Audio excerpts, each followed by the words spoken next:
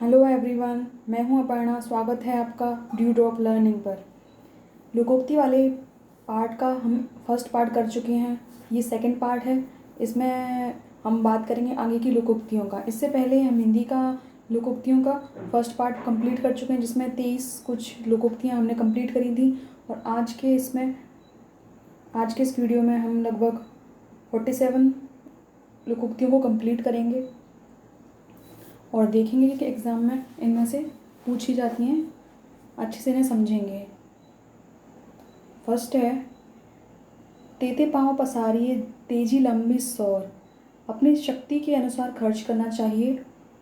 इसका अर्थ है, क्वेश्चन पूछ लिया जाता है कि तेते पाँव पसारिए तेजी लंबी सौर का अर्थ क्या होता है। तो 4 ऑप्शन देगा कि अपनी शक्ति के अनुसार खर्च करना, या फिर और भी तरीके के ऑप्शन दे देगा। तो उनमें से मैं ये छांट के ध्यान में रखना है कि तेते पाँव पसारिए तेजी लांबी सौर, अपनी शक्ति के अनुसार खर्च करना। इसका अर्थ है, ये इसका सेंटेंस यूज़ है, अरे भाई पुत्र के विवाह पर इतना खर्च मत करो कि अपनी सामर्थ्य के अनुसार ही चलो, वरना कर्ज के बोझ से दब जाओगे। जानते नहीं किसी ने ठीक ही कहा है, तेते पाँव पसारिए तेजी लांबी सौर। एक और बात हमें याद रखनी है कि हमने इससे प्रीवियस वीडियो में बात की थी। एक बार रिवाइज करते हैं कि लोकोक्ति और मुहावरे में डिफरेंस क्या था। वो हमने इससे पहले वाली वीडियो में देखा था। अगर आपने नहीं देखा है तो उसका लिंक डिस्क्रिप्शन बॉक्स में मिल जाएगा, वो आप जाके देख सकते हैं। उस पर हमने देखा था कि मुहावरे हैं, उनकी वर्तनी चेंज हो जाती है, लेकिन जो लोकोक्तियाँ हैं उनकी वर्तनी नहीं चेंज होती, यानी कि वो जैसी होती हैं वैसी की वैसी लिखी जाती हैं। जैसे यहाँ पर लिखी हुई है वैसी की वैसी ये यहाँ पर लिखी हुई है। जबकि जो मुहावरे होते हैं उनकी वर्तनी चेंज करके लिख सकते हैं। वो हम और वीडियोस में बात करेंगे कैसे होती हैं वो। तो इस तरीके से ये इनमें मेन डिफरेंस होता है कि ऐसे कैसे लिखी जाती हैं। और ये वाक्यांश होती हैं, जो लोकोक्तियाँ हैं वो वाक्यांश होती हैं। मुहावरे जो होते हैं बीच में डाल दिए जाते हैं वाक्य के में, और जबकि जो लोकोक्तियाँ होती हैं वो लास्ट में साथ में अटैच करी जाती हैं सेंटेंस के। सेकंड है, धोबी का कुत्ता घर का ना घाट का। ये तो बहुत फेमस है, हमने कई बार सुना है, ना इधर का ना उधर का। इसका अर्थ है, नेक्स्ट है, नाच न जाने आंगन टेढ़ा। ये इसमें नाच न जाने आंगन टेढ़ा और बंदर क्या जाने अदरक का स्वाद में बहुत कन्फ्यूजन होता है, इनको ठीक से दिखते हैं। नाच न जाने आंगन टेढ़ा का अर्थ है काम करने की विधि न जानने पर इधर उधर के बहाने बनाना। और बंदर क्या जाने अदरक का स्वाद का अर्थ है जब कोई मनुष्य किसी वस्तु की कद्र न करे। काम करने की विधि न जानने पर इधर उधर के बहाने बनाना। महेश से गाना ठीक प्रकार से गाया नहीं जाता, कहता है कि हारमोनियम खराब है, इसे कहते हैं नाच न जाने आंगन टेढ़ा। ये इसका अर्थ है। बंदर क्या जाने अदरक का स्वाद में, अरे शिवदयाल को शास्त्रीय संगीत सुना रहे हो, उसे तो संगीत के बारे में कुछ भी ज्ञात नहीं है, क्या तुम नहीं जानते बंदर क्या जाने अदरक का स्वाद। ये देखो, नोटिस करने वाली बात है कि सभी लास्ट में ऐड हो रही हैं। ये लोकोक्तियों की खासियत है। नेक्स्ट है, मुंह में राम बगल में छुरी। ये भी काफ़ी फेमस है, रोज़मर्रा की लाइफ में हम इसे यूज़ करते हैं। ऊपर से मित्रता मन में शत्रुता, ऐसा हो भी रहा है आजकल। करमचंद ने भगवत दयाल को व्यापार में अपना साझेदार बना लिया, और पर भगवत दयाल ने उसका सारा धन धीरे धीरे हड़प लिया। इसे कहते हैं मुंह में राम बगल में छुरी। 100 सुनार की एक लोहार की, निर्बलों के 100 प्रहारों की अपेक्षा बलवान का एक ही प्रहार काफ़ी है। घमंडी राम संजय को काफ़ी देर से गालियां दे रहा था। संजय सुनता रहा, पर अंत में संजय ने उसकी अच्छी धुनाई कर दी, तो राम का सारा अहंकार दूर हो गया। ऐसे कहते हैं 100 सुनार की एक लोहार की। ये इसका अर्थ था। होनहार बिरवान के होत चीकने पात, श्रेष्ठ व्यक्ति के गुण अपने बचपन में ही दिखाई देने लग जाते हैं। जैसे कूद के पाँव पालने में दिख जाते हैं, उसी तरीके से श्रेष्ठ व्यक्ति के गुण बचपन में ही दिखाई देने लग जाते हैं। मनुबाई को बाल्यावस्था से ही घुड़सवारी, तीरंदाजी आदि करते देखकर सभी कह रहे थे कि वह बड़ी होकर वीरांगना बनेगी। सच है। होनहार बिरवान के होत चीकने पात। नेक्स्ट है, एक तो चोरी ऊपर से सीना जोरी, अपराधी होकर उल्टे रौब डालना। अंधेर नगरी चौपट राजा, टके शेर भाजी टके शेर खाजा। अयोग्य नेता या शासक होने पर सब जगह अंधेर गर्दी होने लगती है। जब कोई अयोग्य व्यक्ति शासन में होता है तो सब जगह उसकी जनता भी वैसी ही हो जाती है। जब देश के बड़े बड़े नेता और अधिकारी भ्रष्ट हैं तो आम जनता का भ्रष्टाचार में लिप्त होना स्वाभाविक है, क्योंकि किसी ने ठीक ही कहा है, अंधेर नगरी चौपट राजा, टकेर शेर भाजी टकेर शेर खाजा। अब पछताए होत क्या जब चिड़िया चुग गई खेत। अक्सर रिजल्ट्स आने पर ये सेंटेंस सुनने को मिल जाता है। काम बिगड़ जाने पर पश्चाताप करना व्यर्थ है।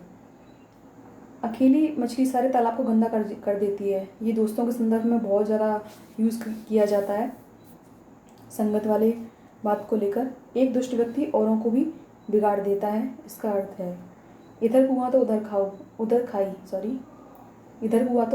खाई, दोनों ओर से मुसीबत होना, इसका अर्थ है एक करेला दूजा नीम चढ़ा, यानी कि एक तो व्यवहार खराब, ऊपर से और भी दोष, एक दोस्त के रहते दूसरा अवगुण भी आ जाना, इसका अर्थ है ओखली में सिर दे दिया तो मूसलों से क्या डरना, कोई काम आरंभ करने के बाद आने वाली मुसीबत से क्या डरना, ये इसका अर्थ है काठ की हांडी बार बार नहीं चढ़ती, चालाकी बार बार काम नहीं आती, इसका अर्थ है अब देखा होगा ना, काठ की हांडी कर एक बार चढ़ा दो तो वो जली जाएगी, तो वो दोबारा कैसे चढ़ेगी। इसी तरीके से लोगों की जो चालाकी है वो बार बार काम में नहीं आती। कोयले की दलाली में मुंह काला, बुरे के साथ रहने पर बुराई अवश्य मिलती है, ये संगत वाली बात। गंगा गए गंगादास, जमुना गए जमुनादास, सिद्धांतहीन या अवसरवादी व्यक्ति होना, मौका परस्त होना, इस तरीके से भी कह सकते हैं। आजकल के नेताओं पर क्या विश्वास करें कि इस कुर्सी के लिए जिस दल का बहुमत देखते हैं उसी में शामिल हो जाते हैं। उन पर तो यही कहावत चरितार्थ होती है, गंगा गए गंगादास, जमुना गए जमुनादास, ये इसका सेंटेंस यूज है।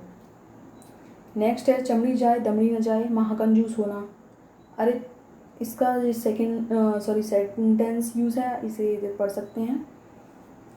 जाके पैर न फटी भी बाई, सो क्या जाने पीर पर आई, ये भी फेमस है काफ़ी। जिसे कभी खुद कष्ट न भोगा हो वह दूसरों के कष्टों को नहीं समझ सकता। जल में रहकर मगर से वैर, जिसके सहारे रहें उसी से दुश्मनी मोल लेना, इसका अर्थ है जैसी करनी वैसी बनी, जो जैसा करता है उसी के अनुसार फल भोगना पड़ता है, काफ़ी फेमस है ये। न नॉर्मल तेल होगा न राधा नाचेगी, कोई काम करने के लिए कोई बहाना बनाना, इसका अर्थ है जब सरिता से एक भजन गाने के लिए कहा गया तो वह बोलती है पहले एक हारमोनियम मंगाओ और किसी तबले वाले को बुलाओ तब गाऊंगी, यही तो वही बात हो गई, न नॉर्मल तेल होगा न राधा नाचेगी। यानी कि देखो यहाँ ये वाला सेंटेंस जो है, न नॉर्मल लोकोक्ति जो है, प्रोवर्ब, न नॉर्मल तेल होगा न राधा नाचेगी, ये। और यहाँ एक और था, नाच न जाने आंगन टेढ़ा, यहाँ तो बहाने बनाना, कोई काम आता नहीं है तब। और यहाँ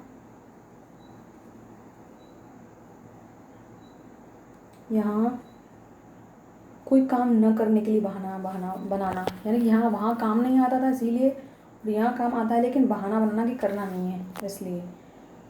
पर उपदेश कुशल बहु तेरे, दूसरों को सीख देने में सब कुशल होते हैं, ये तो बिल्कुल सही बात है। नेक्स्ट है भागते भूत की लंगोटी ही सही, जो कुछ मिल जाए वही काफ़ी, इसका अर्थ है बोया पेड़ बबूल का आम कहाँ से होए, काफ़ी फेमस है। बुरे कार्यों में कभी अच्छा फल प्राप्त नहीं होता। तो ये कंप्लीट होती हैं हमारी लोकोक्तियाँ। इसके बाद हम मुहावरे करेंगे और अच्छे से उन्हें याद रखने का प्रयास करेंगे, किस तरीके से जो एग्जाम्स में पूछे जाते हैं। फिर उसके बाद प्रीवियस ईयर क्वेश्चन सॉल्व करेंगे कि पिछले साल के एग्ज़ाम्स में जितने भी एग्ज़ाम्स होते हैं उनमें स्टैंडर्ड क्वेश्चंस कहाँ से पूछे गए हैं, उन सबको सॉल्व करेंगे। तो अगर आपको ये वीडियो पसंद आता है तो इसे आप लाइक कर सकते हैं और ज़्यादा से ज़्यादा लोगों तक आप इसे शेयर कर सकते हैं।